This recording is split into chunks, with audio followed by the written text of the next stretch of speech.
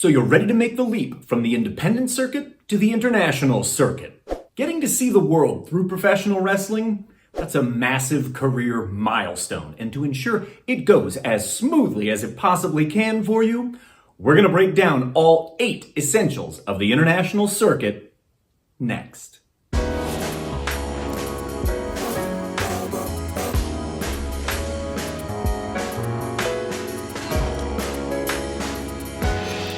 I'm Mike Quackenbush, and this is Till We Make It. I've been working in pro wrestling for over 30 years now, in front of the cameras as a pro wrestler, referee, ring announcer, and commentator. But that's not all. I also work behind the scenes as a promoter, booker, agent, coach, consultant, and virtually every other job you can think of in pro wrestling too. And I bring the sum total of all these experiences, and I serve it up right here to you on Till We Make It. If you're down with that, what are you waiting for? Go ahead and join the Till We Make It tribe. Subscribe right now. I'm starting today's episode with some shout outs to my latest and greatest patrons who are supporting the work of Till We Make It over on Patreon. So welcome aboard, Emily Ramirez, Gregory, Nicholas with a K, and welcome back, Sky. I am delighted to have you. Till We Make It would not be back for another year if not for the support of my awesome patrons. A link to where you can join us is down below in the descriptus. Today, I want to help you prepare to venture out onto the international circuit of professional wrestling. And the 8 essentials that we are counting down are organized in this way. Rather than putting the most important on top of the countdown and then kind of working our way to the least important instead, I've organized them in the order I think you need to acquire them. So we're going to work through this process chronologically from start to finish, beginning with number 1, your ticket to ride. When it comes to the international circuit, your passport is your ticket to ride. Your passport is an official document issued by your government, and you're not going to be able to leave and return to your home country without one. I can tell from my analytics that 89% of my subscribers live in just one of 4 parts of the world. And if you happen to be one of the 89% who live in one of these 4 parts of the world, I'm about to give you a big leg up on your passport. If you live in the United States, you're going to navigate to travel.state.gov, and I'm pleased to report that this site has been overhauled since I last had to use it. It is much easier to navigate than it used to be, and you can do the vast majority of the passport application process online. If you're a Canadian citizen, just navigate to canada.ca and look for the link for travel and tourism. Under there, you can apply for a Canadian passport. If you happen to be a citizen of the United Kingdom, just head to uk.gov and click on the link for passports, travel, and living abroad. You'll find application processes you can follow in both English and in Welsh. And my Aussie friends out there, your government has outdone us all because you've got a dedicated website just for passports. auth.passports.gov.au handles only this. You've got to make a free account there, but then you can do the process right online through their elegantly designed website. Number 2, it ain't a credit card. After you obtain your passport, then you can apply for a visa to the country you want to enter. But you can't do these the other way around. You must have the passport first because your passport number is part of the application process to get a visa. And increasingly, more and more countries are requiring the types of visas you must apply for well in advance of your trip. There was a time back in the day where these things could be handled at the airport or dealing with a customs official face-to-face. That is less and less the case now. You want to go take part in that big annual battle royal over in Australia? You're going to have to apply for that visa a minimum of 2 weeks before your trip is scheduled. You want to take advantage of that great tour down in Brazil with your tag team partner? You're going to have to mount the hurdle of that new e-visa that just went into effect for the country of Brazil. And be advised, none of these are free. In my experience, you're going to pay anywhere between $35 on the low end for a visa. I have never paid more than $175 for one. Before I jump into this next one, if you're learning something from today's video, would you take one moment, please, and leave me a like-a-palooza down below? Thank you very much.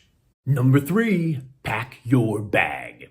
If you've received your passport and you've started the application process for your visa, you are ready to buy some luggage. And when you buy some luggage, buy a hard shell piece of luggage. If there is one thing on this countdown worth splurging on, it is sturdy, durable luggage. Number 4, let's do the time warp.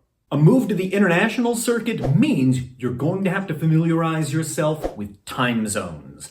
There are 24 different time zones around the Earth, and in some, like the one where I live, the Eastern time zone, we endure the mind-boggling stupidity of daylight savings time, which changes our clocks twice a year. You want to know what time it is in the countries where you are aiming your networking efforts. So for example, if you live in New York City, when it is 6 p.m. and everyone's gotten off work for the day, it is already 11 p.m. at night over in Hungary. If Eastern Europe is where you're aiming your networking efforts, you need to know 6 p.m. in New York City is already 12 midnight over in Ukraine. This can help you optimize your networking efforts by aiming the messages that you send during normal business hours. And to help me keep track of all the different time zones where I have business partners and opportunities, I use the World Clock Time widget. It is sufficient enough in its free version with functionality that I've never had to pay to upgrade to one of their plans. Number 5, time enough for counting. Doing business on the international circuit requires you to always be cognizant of currencies. What currency are you negotiating your booking fee in or other costs relating to the trip? And you want to know how that foreign currency converts into your local currency. You might hastily agree to a booking fee of 400 Philippine pesos for that dream match over in Manila, but you may grow to regret it when you realize that converts into roughly $7 US. Learning to use a currency converter app isn't hard. I use My Currency Converter. You could download it and understand everything it does in less than 5 minutes.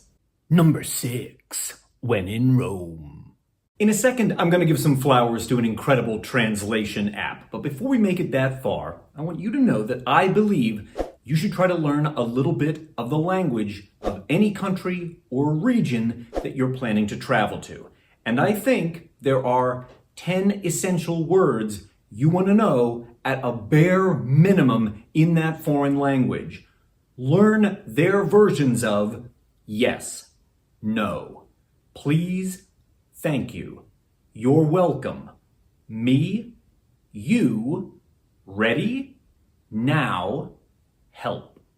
Putting in the time and effort to learn a couple words or phrases in a foreign language guarantees that you're going to be more welcome when you visit that country. You will seem more cosmopolitan and far less embarrassing. I am looking at you, my fellow Americans, who I want to hide my face in shame when I see you out in other countries, expecting everybody to speak English. They don't.